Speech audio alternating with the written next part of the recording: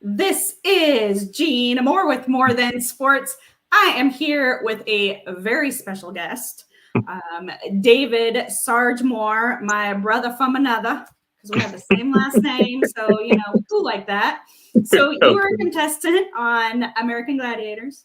Yes. And most recently, you were on Buddy Games, which is a reality show kind of put on by Josh Duhamel. Correct. So we'll talk more about that in a little bit. You also play in the NPSFL, and you're a police officer in Chicago. So, you're kind of doing a little bit of stuff there. So thank you so much for being on the show. Oh, thank you for having me. I really appreciate it. Yeah, absolutely. So you are in Chicago. Correct. What's the weather like there? It's a little bit warmer than normal. Typically around this time, we would have a lot of snow and this would be known as the Windy City, but right now it's about 30, 40 degrees out. Okay. Very nice, surprisingly. So I'm not really complaining, but it does make a little bit more work for us right now, considering the circumstances. We're used to a slowdown period, and unfortunately we're not getting that, but it's okay. Like I said, I love my job. I love what I do. I've been doing it for 20 years, almost 21. And man, I think I've had a great career. That's great. Well, I'm out here in Oregon, so a little ways away from you, and we've had a ton of rain. So we're like flooding over here. So we'll take some of that mild weather. Exactly. So now, did you grow up in Chicago? Like, what was your childhood like? Are you from a big family? Did you play sports? Talk to me a little bit about that. I am from Chicago. I'm from the south side of Chicago. I grew up in pretty much a small family. My mom, my mother and sister, my brother and sister. I do have a stepbrother and stepsister. I wasn't really, I knew them growing up. We hung together a little bit growing up, but mainly, just with my mom and my brother and sister, on her side. But for the most part, I had a really good childhood. I really couldn't complain. Growing up in Chicago, as we see all the things that are going on now, pretty much are the same things that were going on then. It's just that now the social media is so much more prevalent. Things are shown a lot more. The violence is shown more. But outside of that, it's pretty much the same dynamics that I had as a child. But I had fun. Just going out to play, just doing the crazy things that kids do, so yeah. And we got to talk about this because we just talked about this before we went live, and I asked if you played sports. Correct. So tell me what sports you played in school. Well, growing up in high school, I ran track all 4 years, and I wrestled. I never played football until after I graduated from college. Which is really, really weird. I really wanted to play football in high school. I went to one of the best football high schools in Chicago, St. Rita. And a few of my buddies from there, they went on to play in the NFL, Ahmad Merritt and Tony Simmons. But I wanted to play, but my mom, she thought it was too violent of a sport. And I actually went out to practice one day, and she found out that I went to practice. When I got home, she was like, "Don't you ever go back to football practice again." And I'm like, "Mom, but this is the sport that I want to play. I'm fast, I'm quick, I'm strong." She was like, "I don't care how fast and how strong you are, you're not playing football." So I said, "Okay, well, I'll just stick to track and field and I'll stick to wrestling." And I really excelled at track and field. I won the Catholic League indoor and outdoor championship in the triple jump and long jump a few years in high school. So I had fun. Wrestling I did for, I want to say 3 years until I broke my hand. And again, I didn't break my hand while I was wrestling in a match. I broke my hand at home wrestling with my brother. So how ironic. But football's violent. It is violent. So let's just get into this because you play in the National Public Safety Football League. Correct. So you are currently playing football as a running back for your team. Correct. And this is an amazing league that I hadn't heard about until you and I talked, and it's amazing. So I really want to hear more about that, how you got started in it, really what the goal and the purpose of the league is. Okay, so I became a police officer in 2003. And about my third year on the force, I was approached by one of my guys in the district, and he had said that they were going to start up a football league. And this league has been around before we started in 2006. But our first year in the league was 2006, and we decided we're going to start up a team. And, pretty much I was one of I want to say 2 or 3 people from the original team who are still playing from 2006. So I'm considered one of the old guys on the squad. They call me like the old man because I'm 46 now, going on 47 and still playing. But again, like I said, we're one of the, I know people are like, you're still playing from 2006. I'm like, yeah. I feel the aches and pains now. I'm not as young as I used to be, but I still have fun doing it. But like I said, the NPSFL, they were around before we got into the league, and we decided to get in there in 2006. And right now it consists of, I believe we have 19 teams that are pretty much scattered around the country. And we are pretty much considered one of the premier teams in the league right now, which is really good. We won the national championship, the Division II national championship in NPSFL, I want to say around 2011, 2012. But we stayed pretty steady in the top of our league for the past few years. So it's been fun. But like I said, the thing is, we're a charitable organization, a 501c3 charitable organization, and we play for a few different charities. We play for the Chicago Police Department Memorial Foundation, the House of Good Shepherd, the Mercy Home for Boys and Girls, and also the CPD Chaplains Ministry. And those are the 4 charities that we play for now. So pretty much we gather all this money that we make throughout the season, and whatever we have left over, we donate to these charities at the end of the season. Which is amazing. I think that is because all of the teams do this. Isn't Correct. that kind of the goal? The purpose of the league is to kind of give back to the communities and gain camaraderie against, the different. Yeah, and I forgot to mention, we're all public safety officers. Well, not public safety officers, but public safety. So you have police, like there's a fire team here in Chicago. New York, they have, I want to say 3 or 4 teams. So they have the New York City Police Department, the New York City Fire Department. They also have, I know at one point they had a sanitation team for their police department. So they're pretty much a larger city, a much larger department than we are. So they can pretty much house more teams than we do. But for the most part, everyone in this league, there's some form of public safety, if you want to put it. And does it really, do you really gain camaraderie, or is it pretty competitive? It's competitive, but it is competitive when we play. But we all know we're out there for one purpose. And again, that's for charity purposes. But, we get into fights and, we're breaking bones and tearing muscles and all kind of crap, but we all know at the end, once the game is over, we go out, we have drinks, we party together, and, we meet these guys and we develop, lifelong relationships with them over time. So, I've met guys from all over the country that I probably would have never met before had I not played. So then you see them after maybe not playing them for a year or two, when you meet up with them, and then you go out and have drinks and you're swapping stories about, what you haven't talked about, since the last meeting with them. And it's just a great time. That's great. And what's the name of your team? Because your hat there. We are the CPD Enforcers, and this is one of our hats here that I'm wearing. I'm sporting. That's pretty nice. So, yeah, I might need to get one of those. I'll get you one. So, we've already covered you are a police officer in Chicago. Correct. What was the pivotal moment for you to decide to become a police officer? It was almost like a fluke accident. Once I graduated from college, before I graduated from college, I was actually going to school and working at a company. I was making like bricks and mortar and all this kind of crazy stuff. So, and I was still playing football on the side. I was playing semi-pro for a few teams here in Chicago.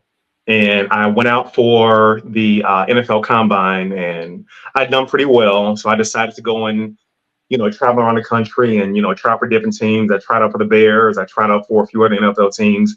And I was actually given a look by a team in the Canadian Football League.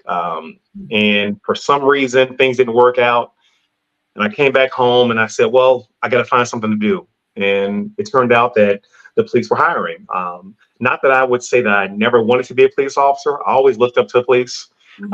They've always been, a huge, I would say, a huge motivation for me. And I've had some bad run-ins with them, but for the most part, it's always been a respect factor there. So I figured, hey, let me give it a shot. And it worked out in my favor. I took the test, and almost 21 years later, I'm here. Yeah, that's pretty impressive. That's a long career. That's great. I think that's it is a respectable, obviously, job, career, and to do it that long that's amazing. Exactly. So what is one thing that you've had to overcome in your life, and what did it teach you? Well, not really getting into specifics, but I almost lost my job around 2006, 2007. It was due to a personal situation that I had at home. And it was a really tough time for me. I felt like I had no one else to go to. I didn't know what else to do. And again, I was really into my job. I was really into being the police. And, once I was in this predicament where I was no longer able to call myself a police officer at the time, I was more hurt than anything. I felt like I had nowhere else to go. But luckily, just by the grace of God and, just being prayerful and having, a huge family support and support through my friends and also through some of my fraternity brothers, because I'm a member of Omega Psi Phi fraternity. They really, helped push me through, and it kind of brought me back to where I needed to be, and I was able to get back on the force, and I was able to get promoted to sergeant. And man, it's just been wonderful. But I mean, it taught me just to, be true to myself, be true to others. I think sometimes when we're in relationships, we kind of take advantage of the other person sometimes. We don't realize that we're doing that because we're just looking at ourselves and what we want out of it, instead of thinking about, okay, what does this other person need in order for, for things to be successful between the two. But for the most part, I think that's been like my biggest challenge thus far. Well, and I think, there are certain things that happen in your life, and if you can learn things from it, that's the best thing, we're all going to face challenges. We're all going to face things in our life. And it is easy, like you said, to take people for granted and things like that. But, man, if you can just, obviously you learn that lesson to maybe not take others for granted or vice versa. It's, you just treat people how you want to be treated. And so I think there's always something to be learned from situations that you face. Yeah. So I want to talk about this whole TV thing, because you've been a contestant on American Gladiators. Yeah. And most recently, just this summer, you're on Buddy Games. Correct. So talk to me about, first of all, how did you even get onto either of those? And what was that experience like for you? So my first experience with television was the American Gladiators. That was in 2008. I had always watched the show growing up. I was a huge fan of Mike Adamle and all the other gladiators, Nitro and, all those guys. I watched the Netflix series several times, and the 30 for 30 about the American Gladiators over and over again, but it brought back so many good memories. But once I found out that they were actually doing tryouts to go on the show, I went and auditioned, and it's so crazy. When I auditioned, initially they wanted to cast me as a gladiator initially. Which was really exciting. I thought I was going to get the opportunity, to be on the show as a gladiator. I had decided to pick out a character and, all this crazy stuff. What was the character? My character was going to be, I was going to call myself, the funny thing is I was going to call myself the enforcer, which was, synonymous with our football team. So I was going to come up with like a football themed costume. And unfortunately, I want to say I didn't get the phone call to be an actual gladiator, but I got a phone call to be a contestant on the show, which I was still excited about. It was still fun. Got to go to Hollywood for about a month and film and meet Layla Ali, Hulk Hogan. And yeah, we had a great time. I was kind of disappointed because I didn't win my episode. I kind of felt like I was cheated. So for all you watching, go back and look at it on YouTube or wherever, and you can kind of see what happened to me on there. Yeah. What challenge did you have? So when we got to so basically through the whole episode, you're competing. And the funny thing is I competed against another police officer at the time, one of my buddies who was actually on buddy games with me, Melvin. So when we got there, we're thinking that we're going to go against another team. So I'm the first one to go out, and it was the gauntlet. And I did a great job in the gauntlet. I set the record in the gauntlet. And Hulk Hogan said, no, I think Layla Ali says, hey, listen, here's your competition. And they come bringing Melvin out. I'm like, what the heck is this going on? Like, wait a minute, I'm going against my partner who I came out here with to, try to win this money together with. Like, no, this ain't right. So, so we're going through the whole episode. We're competing against each other, and I'm kind of beating them all the way through. And I'm like, at that time, I was young. I was 26, 27 years old, something like that, or whatever. And I'm like, oh man. I'm like, okay, no. I'm sorry. I was in my 30s. I was in my early 30s. I apologize at the time. And I'm thinking, okay, I'm going to go through and beat the mess out of him, no problem. So we get to the eliminator, which is the very last. The culmination of the episode where basically whoever wins the eliminator, they're the winner.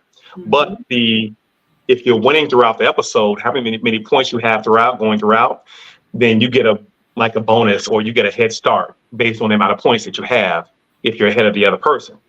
So I had a head start. I'm thinking, okay, no problem. I'm gonna go ahead and win. We get to the end, and at the end there's a travelator. You got to run up. Yeah, I didn't make it up the travelator in time. And my guy, old man Melvin, he beat me up top, and he jumped in the water and won. So I was kind of disappointed. So yeah. Lessons learned. It was a lesson learned. But again, it was a good episode. So if anybody's out there, if you're watching, you can go look up American Gladiators Season 1, Episode 2, and you can get a good laugh out of that one. But now getting back to buddy games, so around 2019. 2021, Melvin called me and said, hey, listen, he got a call from a CBS producer who was thinking about casting, him and some friends for a show. And he was like, hey, listen, me and him, we've been friends for a long time. He knew that I always wanted to go back on TV again. So he said, hey, listen, it's me and you. We got to find some other, teammates to bring with us for the show. Let's go ahead and do it. So I'm like, all right, cool. So we're interviewing with these CBS executives for a good year to maybe year and a half, 2 years. Wow. Because COVID kind of put things on hold. So we kind of had to wait for a little bit and wait till everything subsided.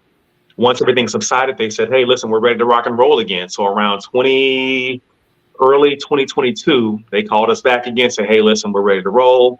Let's start getting the process going again. And from there, they really wanted us. And they said, hey, listen, you guys are more than likely going to be our choice for one of the teams for the show. They wanted to have a police team.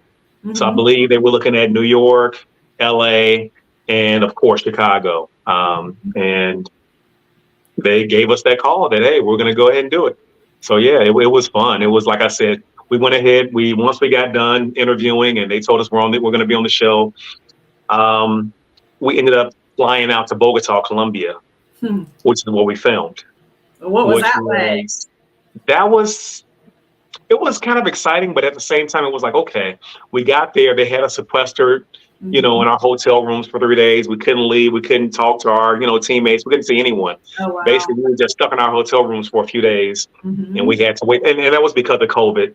So they wanted to make sure no one got sick and nothing passed around. So once they made sure everybody was good, they did our COVID test. Then they shipped us out to our our set or our house, or whatever, hooked us up to the cameras, and it was on for about 3 weeks. So Day I in and day watched out. pretty much every episode of Buddy Yeah. Games, which is kind of where I saw you guys at. Yeah. And what was that like, competing against the other teams, building relationships? I mean, like, is what you see on TV real? You know, I mean, I guess that's as far as like the relationships and the things that you build with the other teams.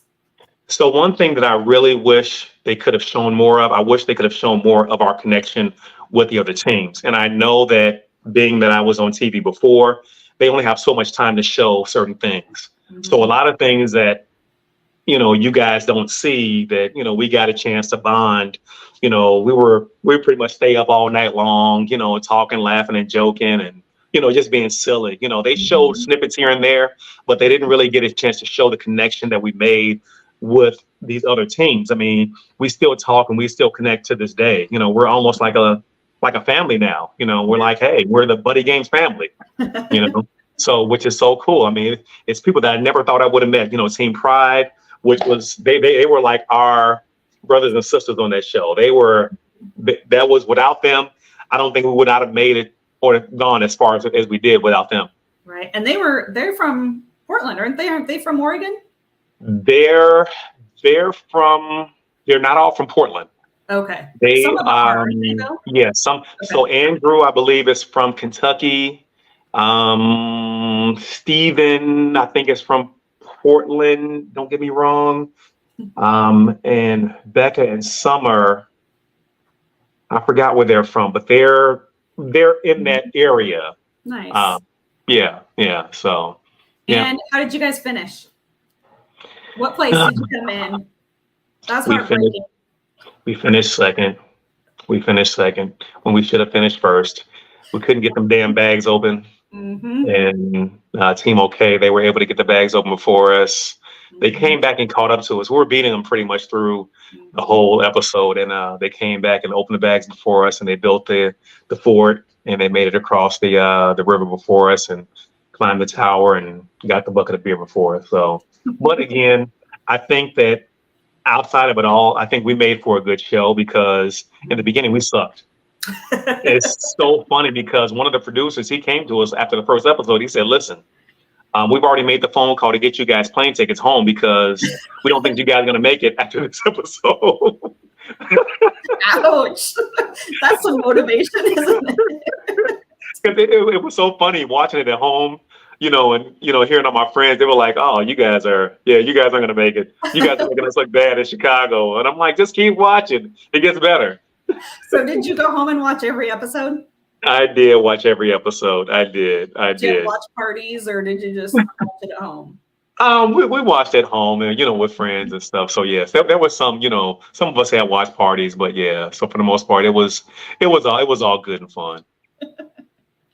So what's next for you? You know, TV wise, career wise, what, you know, do you want to continue with doing TV and shows and things like that? What's your next steps? I would like to continue doing TV shows. I'm hoping to maybe get a call for, you know, The Challenge or even Big Brother. Not to, you know, put any shade on CBS, but I did apply for Squid Games on Netflix, so let's fingers crossed and see what happens.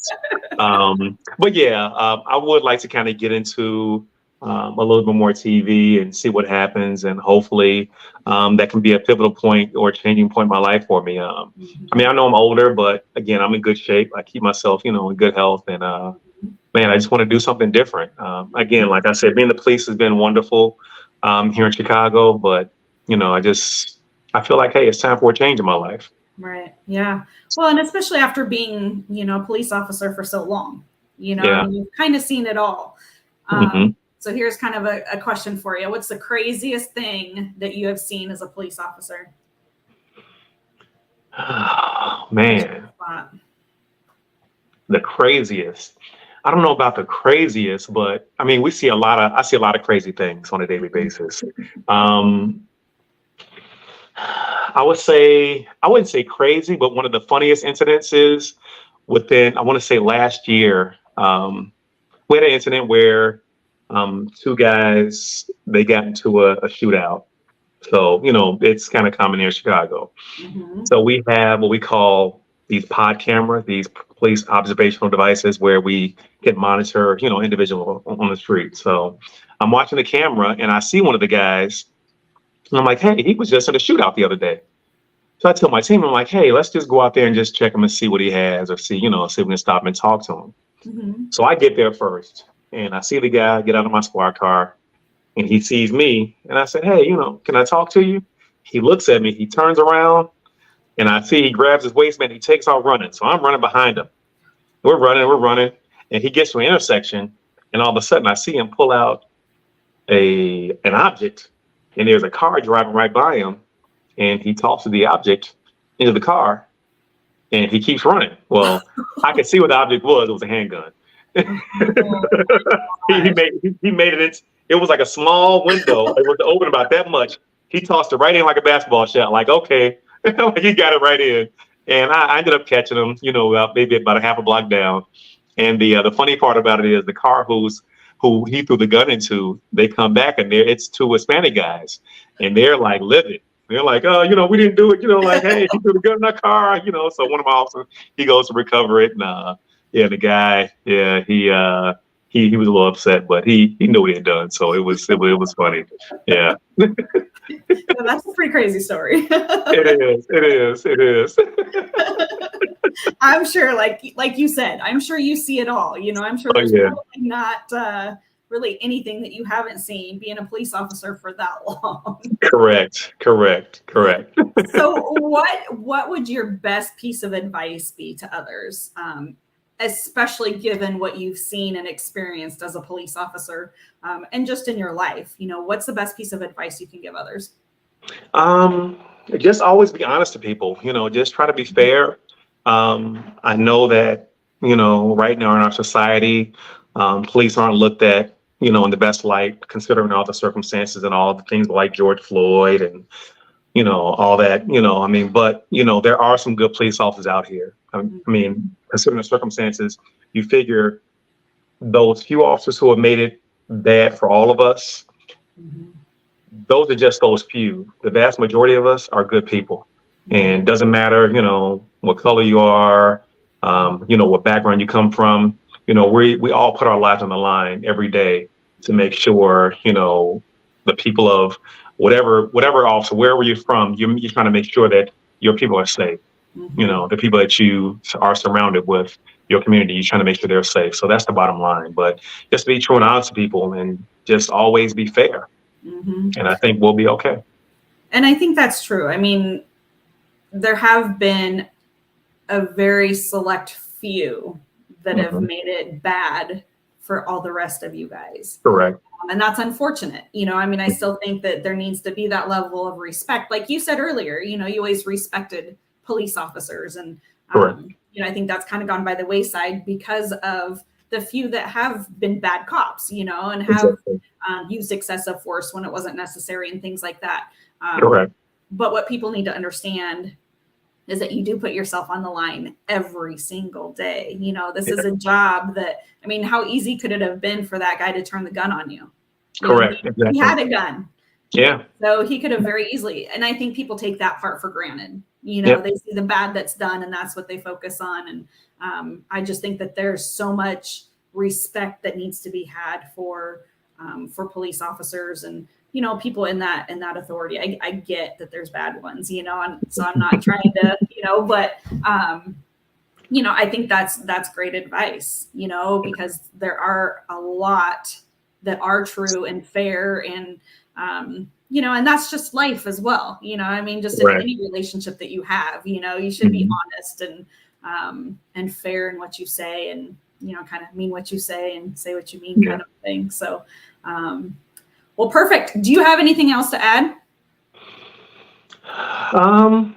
Let me think. Not really. I just want to say, hey, listen, I really enjoyed, this interview today. It's been wonderful meeting you. It's funny how we met and come to find out we have the same last name. So I'm sure we do have some type of relationship, somewhere down this, thing, whatever. But if you do 23andMe, I'm pretty sure I'll probably find you on there. Right. You're my brother. So, well, you taking the time. I know you're busy, and you just kind of froze there for a sec, but yeah, I know you're busy. Obviously, you have a lot going on. So tell me real quick before we get off here, when is the season for the NPSFL?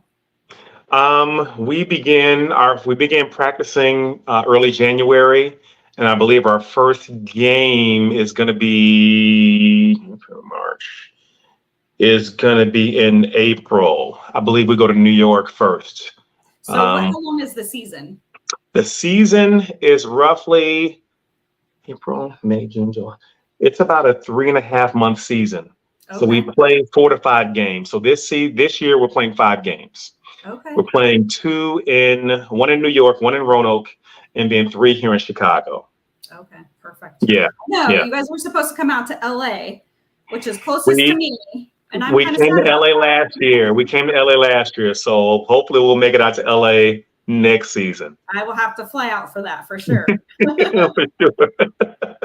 Well, David, thank you so much again for being on the show. I really appreciate you taking the time.